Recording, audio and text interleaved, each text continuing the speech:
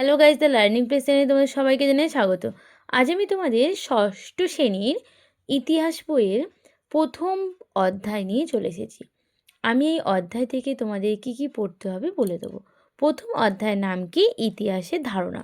চলো, আমি তোমাদের পুরোটা রিডিং পড়াবো না, যেগুলো যেগুলো ইম্পর্টেন্ট সেগুলো তোমাদের আন্ডারলাইন করে দিয়েছি। এগুলো তোমরা পড়লে তোমাদের অনেকটাই কিন্তু আয়ত্তে চলে আসবে।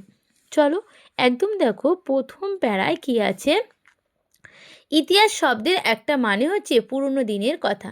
তাহলে ইতিহাসের ধারণা বলতে আমরা এটুখানি বুঝি যে ইতিহাসের যে বেসিক ধারণা হয় সেই ধারণাগুলোই এখানে কিন্তু দেওয়া হয়েছে, বেশি কিছু এর মধ্যে কিন্তু নেই।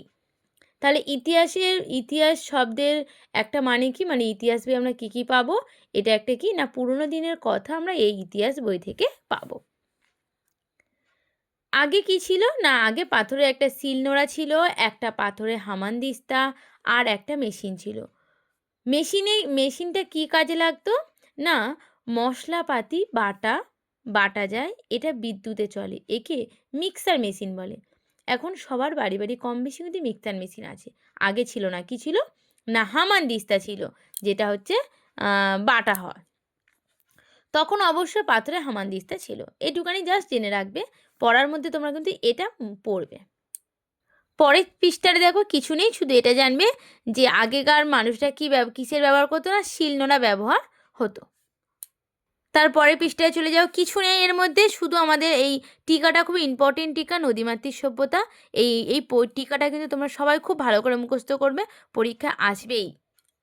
তারপরের পৃষ্ঠায় চলে যাও, একদম প্রথম দিকে দেখো আছে, পুরো ইতিহাস বইটাই যেন বিরাট একটা জিগসা পাজল। তাহলে পুরো ইতিহাস বইটা কি না, হচ্ছে জিগসা পাজল। এই প্রশ্নটা কিন্তু তোমাদের পরীক্ষায় আসবে, বা অন্যভাবে ঘুরিয়েও কিন্তু প্রশ্নটা দিতে পারে।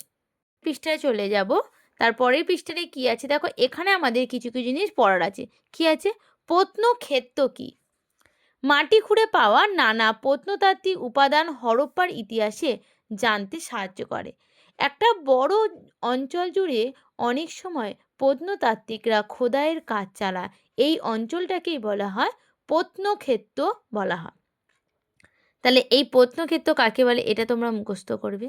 তার নিচে চলে যাও, শিলালেখ কি না, পাথরের গায়ে খোদাই করা লেখাগুলোকে আমরা শিলালেখ বলল।